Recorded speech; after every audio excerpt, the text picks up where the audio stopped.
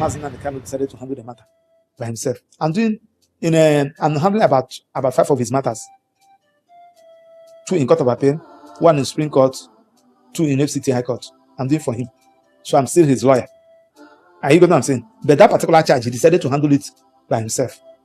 So that one is on that. I'm talking about, I saw one former lawyer, I think, what's the name? Ifeanyi Ejiofor, writing.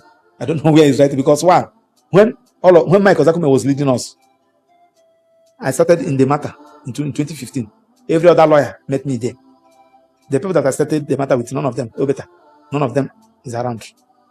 They all met me and they left. So when somebody is talking about, he said that Kalagabidhan left, and so we left with them. I don't know what I'm saying. When Mike Ozakume was leading us, before Nnamdi Kanu asked Ifeanyi Ejiofor and Mike Ozakume to go. The reason for that I don't know. I was in Germany when I came back. And by Eastern News 24. Finally, Maxwell Oparabo, one of the lawyers to Nnamdi Kanu, has finally replied to Ifeanyi Ejiofor for his blaming Nnamdi Kanu's team over sentencing him for life imprisonment. Onu genti no garaga Ifeanyi Ejiofor the lianiru akwụkwọ na Twitter handle ya. Right before Kajimaka we beniru akwụkwọ. Don't you know if Maxwell reply or the very important. Tupu gi kwuo gi genti. Over to you, sir. We are Court of Appeal.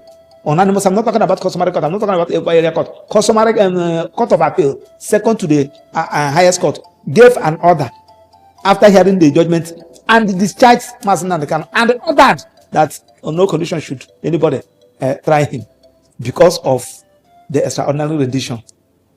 Federal government look at Court of Appeal. Court of Appeal, you are talking rubbish. We cannot obey it, and they never obeyed it. They kept Nnamdi Kanu. We succeeded in making noise in pages of newspaper and in media houses, and they never obeyed it. Rather, they now use what we call state of execution that is applied in civil matter. They now use it to stay that execution after 8 days. They were with him after 8 days in a country that is running democracy, in a country that is operating rule of law. Now they now met the second Court of Appeal. That Court of Appeal that said obey, release him. The Court of Appeal did not say, are you still with this man? The man that will ask you to release, you are still with him. The same Court of Appeal accepted that. They still accepted that particular state of a process and stayed the proceedings and went to Supreme Court. Guess what happened in Supreme Court? Supreme Court now look at all the whole issues. No, yes, it's true. The way Nnamdi Kanu was brought in this country was wrong. Yes, Nnamdi Kanu never jumped bail. The court ought not have revoked his bail. The court is even biased, written in black and white. The manner of federal government to use Operation Python dance to go and attack his house and demolish and kill several persons there and left with some corpses was wrong. Supreme Court mentioned all these things. Yes, we have also, from our own submission, we have also discovered that the charge upon one of the charges upon which Nnamdi Kanu is being charged was brought on a wrong law. Now, but the only thing is that they should continue with the trial. Whatever objection you people have, the defendant, Nnamdi Kanu, whatever objection you people have, you can raise it at the court. But what do you call it? The prosecution go and amend that particular count charge to reflect in the correct law, so that the trial should continue. I don't know whether you know what I'm saying. These are the orders of the Court of Appeal. Do you know what they did? The federal government only choose only one. Do you know the one they choose? The one of continuing with the trial. They refused to amend the law. So when we get to that place, based on what the Supreme Court said, say, my lord, you can see what the Supreme Court said. Look at the judgment. Look at if they even accuse you that you are biased. Can you allow another judge to look at it? Binta Nyako on her own consider the application and disqualified herself by an order and send the file back to CJ for CJ to reassign.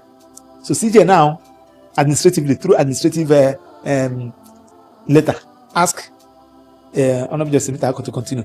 When the file now get back to that, and go back to the Peter court, and Nnamdi Kanu was brought to the court, and Nnamdi Kanu said, "My lord, no, you have already, there is another substituting order disqualifying yourself, recusing yourself. That order is still subsisting.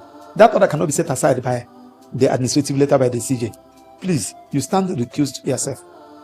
So I think they saw reason with him, and the file was taken back to CJ, and it was reassigned to Honorable Justice Omotosho. So when a matter gets to another court, is to start what we call afresh. In law, we call it de novo, starting afresh. Whatever thing that happened in that old court is a nullity. Now, Nnamdi Kanu now took a fresh plea. I want you to understand it. Nnamdi Kanu took a fresh plea. What do you mean? A plea, guilty or not guilty? Remember that he has taken his plea in that of Honorable Justice Peter Nyako, and it was based on that plea, that proceedings, pending proceedings that was going on. I don't know whether you're getting what I'm saying. That was why Supreme Court said let the matter continue in that court, because Supreme Court was having in mind that the matter will continue in that court. Supreme Court never advised their mind that this matter can be assigned to another court and it will start afresh. I'm heading somewhere. Do you know where I'm heading to? Repealed law. I'm coming. Repealed law. Now, when the Nnamdi Kanu took a fresh plea, everything now started de novo, afresh. The proceedings which Supreme Court made reference to in Binta Nyako's court has gone with sponged with whatever thing that happened in Binta Nyako's court. Now we are now in Honorable Justice Omotosho's court. One expected them to amend that particular count 7. That was count 15 before Binta Nyako. Now after the Binta Nyako struck out that, now it becomes count 7, which they brought in under wrong law. They refused to amend it. They know the implication of amending it. They allowed it. Now that one is on that.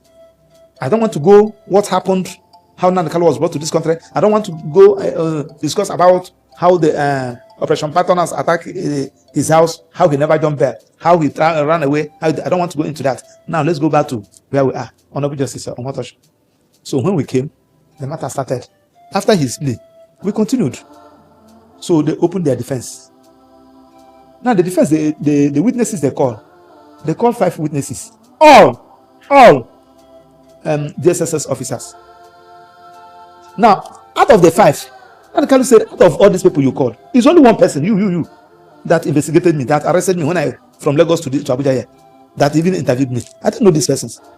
I never met them. So Nnamdi Kanu was alleging that all those people were rented witnesses. That was his allegation. Now, how do I believe Nnamdi Kanu? All the questions they asked them, I don't know. You said that Nnamdi Kanu killed his broadcast was the thing that killed Gulag. He said yes. Did you arrest anybody? No. How do you arrive to this particular investigation? Are you aware that the Chief Security Officer of Imo State has also said that the report available to him has established that IPOB has nothing to do with the killing of Gulag? It's political. And the video was played there in the court. Now, going by the statement, Nnamdi Kanu made a statement in his statement, because in any criminal trial, investigation has to do with statement of the accused and his interrogation. His statement that will lead you to investigation, and you write an investigation report. Those people, they never write any investigation report, but that one is by the way. Now, the judge when they showed Nnamdi Kanu said, yes, I made this statement, but my lawyer was not there. I made it under duress. There was what we call trial within trial was conducted. For those of them who said that Nnamdi Kanu never made any statement, because they are not following the trial. During that trial, within trial, Nnamdi Kanu used that opportunity to explain everything about IPOB, and he was cross-examined. Nnamdi Kanu was cross-examined. Within that trial, within trial, it is there in the court record. And the court is expected to take the judicial notice of that is a stay witness. That is statement he made from the dock and the cross-examination. So after that, the judge was convinced that Nnamdi Kanu was made that statement under duress. He made a ruling and he rejected that statement of Nnamdi Kanu, and the market rejected. Now the question there is that now that the statement has been made, market rejected, which means Nnamdi Kanu has no statement. On what basis did you prefer the charge? Because you can't put something on nothing expected to stand. Even the judge on its own raised the Bible in the court, and the Bible fall. He raised it again. Said, "Do you know me? You can't place something on nothing. I expect you to stand." That is the beginning and the end of that trial, because that charge was predicated on that statement. And they asked them, Kalagabi SN. I think it was Kalagabi that. Anyway, 3 of them were cross-examining. Kalagabi was cross-examined. Meketaba cross-examined. Conducted the trial. Erokoro conducted the trial. When as they were exchanging all those learners sake. I know one of them asked, "You carry out this investigation. Was there any investigation report?" He said no. That one is on that. That one is on that. Now that one has gone. Now during the trial, when the trial was going on, I want people to just listen so that those who are arguing what they are arguing in social media, who never will understand where Nnamdi Kanu was coming from. During the trial, at the commencement of the trial, the judge said in the record of proceedings, "I am not going to entertain any objection of admissibility of any exhibit. Any objection that has to do with the admissibility of any exhibit that is being tendered, please reserve it, and you can address it during your final written address on record." Maybe he forgot that he said such a thing. So if they want to tender exhibit, those doctored exhibits, do you know what they did? Any place Nnamdi Kanu said, if this thing happened, something like, maybe just use instance, and said, any police officer who used the gun government gave him to protect life and property, and he wants to use that gun to kill you, collect it back. Collect it before he kill you. Collect it and use it and kill him first. Self-defense is a self-defense, and is also permissible in law. Now they will now remove that one, and they will only copy from that, from only that one. He said, key police officer, and they'll attach it and play it. And if you watch all those exhibits, thank God that it's a public record if they will release it. If you watch it, thank God that most of you are experts in this field. You will know that it's cut and joined. And any time they want to tender it, you see Nnamdi Kanu in the witness box, he will be in the dock, he will be shaking his head. He say, "My lord, we will object to it, but we will reserve our grounds of objection during final written address." This is how all of them have been tendered. I don't know whether you're going to say. So when they concluded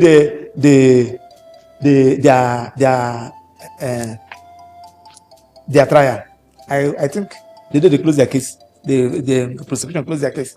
I think in Kalagabi jokingly told that one. So this is what you now, all these things you tendered. That's what you now used to keep this man for 10 years in the name of terrorism. This singlet boxers, all this tape. That's what we want to use. So they jokingly, I end up saying, I was there. So we now file our no case submission. I enjoined anybody. It's a public document. Go and read that no case submission. If you read that no case submission, that was where all these issues would have been ended. But in no case submission, my lord ruled that there's a prima facie case against Nnamdi Kanu that he should open his defense. Of course, there are some things that I will not tell you here. What brought about, you just like the other I told you, I'm a lawyer, and you, Mr. Victor, you engaged me to represent you, and you are not a lawyer. And there are some things that you need to know as a layman. That is to say that 1 + 1 is 2. And you have, and I have read it in your law book that 1 + 1 is 2. So in the practical, you now ask me, Mas, but you say 1 + 1 is 2, and the judge said that is not, that he won't admit it. What happened? Are you what I'm saying? Sure. I will tell you to just forget about it. A lot of issues will be coming up. His Nnamdi Kanu's trial is more political than legal. So a lot of issues we are coming up, which, as a lawyer, I am an officer in that temple of justice. And being an officer in the temple of justice, I'm expected to protect the interests of the court first. My duty first as a lawyer is to the court before my client. So a lot of issues came up. The long and short story that there was an understanding, and the lawyers had to leave. They have to leave. Did they leave voluntarily, or Nnamdi Kanu asked them to step aside? They have to leave. There was another understanding. I have done it in several cases. For and against, where I'm representing a client, and it will be as if I'm having an altercation with the judge. I will tell the client, please, can you take your file to another lawyer? I don't think that I will continue with this matter. Because it will be uncalled for that I am having an altercation because of a case of a client. The APDC will take it on, will not take it lightly with me. I don't know whether you're getting what I'm saying. So most of the times you will tell your client, please go and look for another lawyer. Maybe I may not, what I discussed with the client, I may not explain it to you. But the only thing there is that if you cannot get another lawyer, you may decide to. You said, okay, now, why not to do this thing for me? I don't know whether I'm saying, probably, let me use you as an instance now. You say, Master, why not do this thing for me? I will tell you that I cannot do it because the rules of professional ethics will not allow me to do this. Are you with what I'm saying? Sure. But if you do it as a layman, it will be understandable that I cannot do it. And this thing has to do with capital punishment. Do you get what I'm saying? There are some things that I may not go in here, but the only thing, there was an understanding, and all of us left. All of us left for the purpose of that case. So he decided to handle it by himself. Can I assume that probably you people saw where the case was going? Was it the reason why you decided to pull out? There are some things that I will not say here. Are you get what I'm saying? But there was an understanding. And Leonard Sek, Kalagabi, and the other legal team, we left. Remember that nobody's paying them. They were doing that matter on the pro bono, and I gave it to them. Are you get what I'm saying? So they left.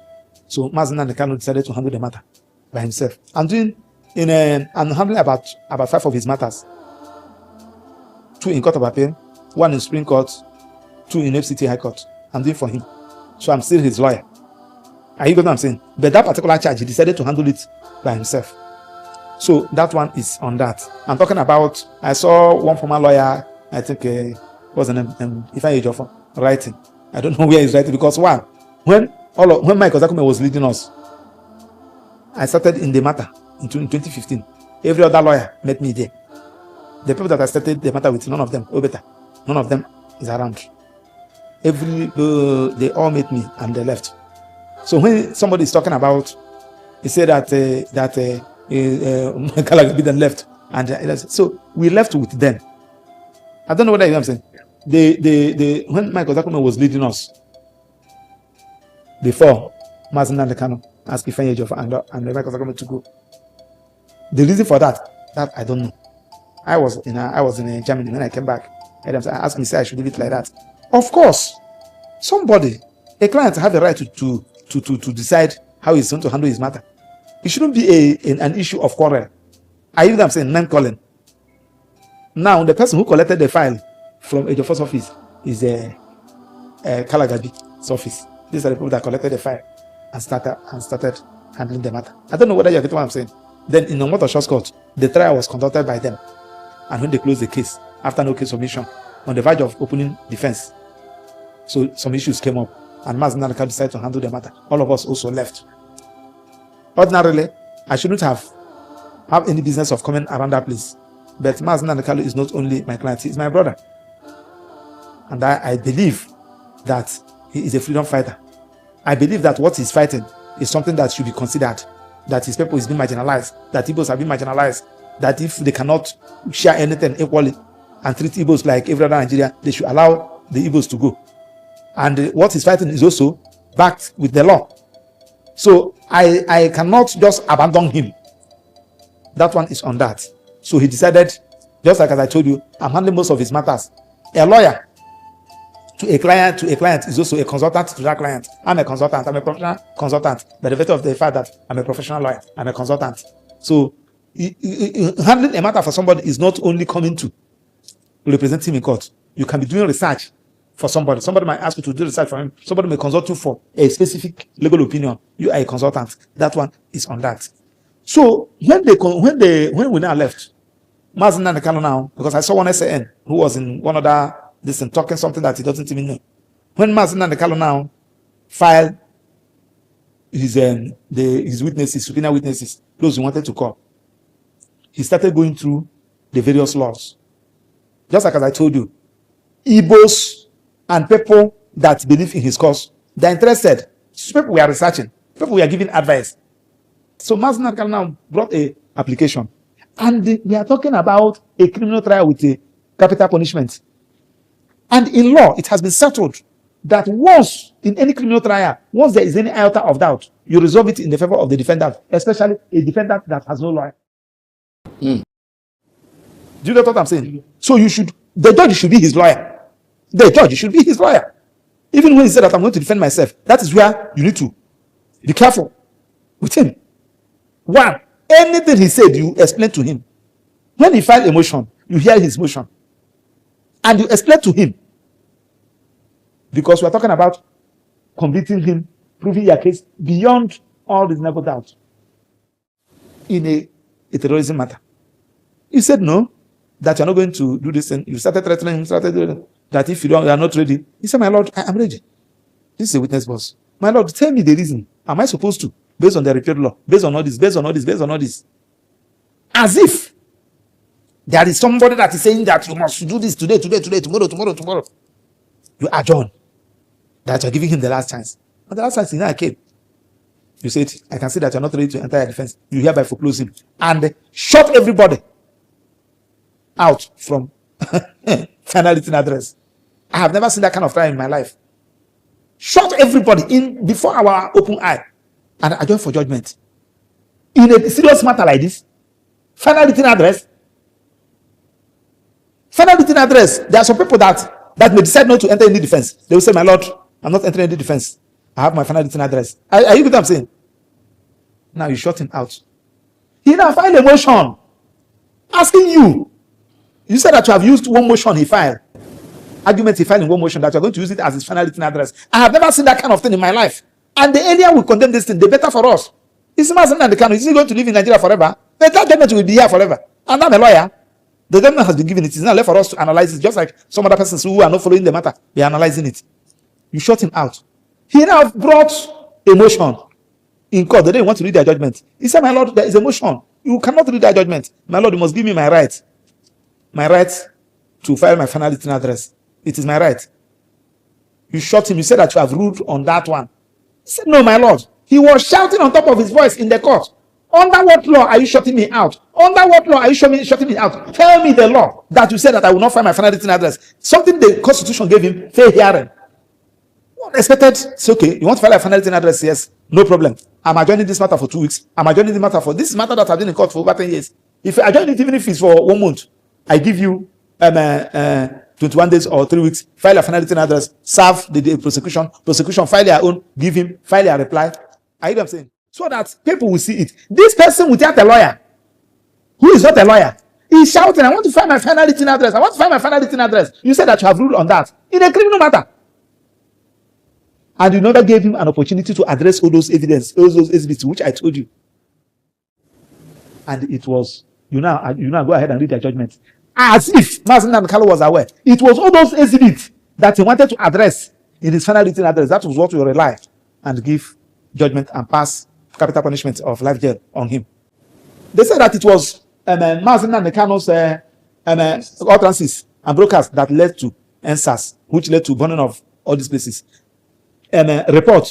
Investigation panel report of Lagos State government that established the immediate and remote causes of NSAS was tendered. It was not evaluated. So when you watch the judgment, you discover that all those exhibits that are in favor of Nnamdi Kanu was not evaluated. Now, comment on the witnesses. The credibility of every witness in every matter, in every criminal matters. You are expected to check the credibility of every witness in your judgment. That was not done. Now, that trial, within trial, which you rejected Nnamdi Kanu's statement. Check out the judgment. It was not reflected. As if the judgment has been written before. Are you get what I'm saying? Now, and so they said justice rush, justice crush. Because had it been that, my Lord, adjourned that matter and allow Nnamdi Kanu to file his final written address. Are you get what I'm saying? We are talking about justice. Do you know, sir, that in law, they said it is better to set 9 guilty persons free than to convict 1 innocent person. And that was why in law, they said where there is any iota of doubt, you resolve it in the favor of the accused. But in this particular trial, you discover how everything is being rushed. Now, remember that we talked about notice of criminal objection. I think that was a notice of the 16th or thereabout. That notice of preliminary objection is lying in court as I speak to you. Nnamdi Kanu was not given an opportunity to move it. His lawyer was not given an opportunity to move it. Yet, my lord, in his judgment, made reference to it. A motion that was not moved, and your judgment made reference to it. Are you getting what I'm saying? So I want people to see it from this particular angle. And I continue to say, if you have a good case and you channel it from a wrong angle, you will lose it. That judgment now, so there are some other issues. I don't know where those ones are coming from. Burning of American house, burning of embassy, burning of a British embassy. Something that if you watch, I have all the whole record of proceedings that even in my cars I speak to you. I have been reading the record of proceedings. Nowhere such a thing was mentioned. Nowhere evidence was laid in that. And you say that Nnamdi Kanu. What are you trying to establish? You want to establish before America that Nnamdi Kanu is an international terrorist. What are you trying to establish? In your own judgment. I don't know what. Without evidence. Without evidence. Not even evidence. Nobody even mentioned it. It's on the course of trial. Nobody even mentioned it. Nobody even talk about America or this. He said they might not intentionally brought it in so that America and Britain can clap for him. That yes, he has convicted somebody that wanted to bomb our embassy. Do they know the implication of what they are saying? So these are the issues that we are asking people. We don't do this kind of thing. You don't do this, even if thank God that the judgment was recorded live. Even the cause of the judgment, my lord was mimicking Nnamdi Kanu. I hear them say, now I discovered that his anger was shown. It was televised live. His anger was shown in the judgment. And you see, people are talking about Nnamdi Kanu as talking about my brother. I've been into this matter. If you pass through what Nnamdi Kanu has passed through in the course of this thing, you have every right to be angry with the judicial. When the time he was brought from Kenya to court, Federal High Court, the SSS orally applied that he should be remanded in the SSS custody. A judge granted it orally without his lawyer being there, and he has a lawyer on record. You did not say no. I'm going to adjourn this matter. Put his lawyer on record. Let you file whatever you want to file. Serve him. Since people brought him, I'm going to do as if I don't know that people have brought him. File whatever thing that you want to file, even if it's by motionless party. You allow orally, and you allow Nnamdi Kanu to speak from the dock. Somebody that have a lawyer on record. What kind of injustice is this? Do you think that the judge played on Kanu's emotions because he made reference to the fact that he's aggressive, he's violent, and because of that, he doesn't think that we are talking about judgment. We are talking about judgment. The demeanor of a client should be considered. But what brought about that? Nnamdi Kanu was crying for justice, and he was not getting the justice in the court of law. He said, give me fair hearing, fair hearing, fair hearing. He was shouting on it. Is it that you don't know the law? So it is, he felt that Nnamdi Kanu insulted him, and I will show him that I'm a lawyer, I'm a judge. To me, that is justice. Ordinarily, nothing would have stopped you to control yourself. Even we lawyers, most of the times, these are the things we are taught in law school.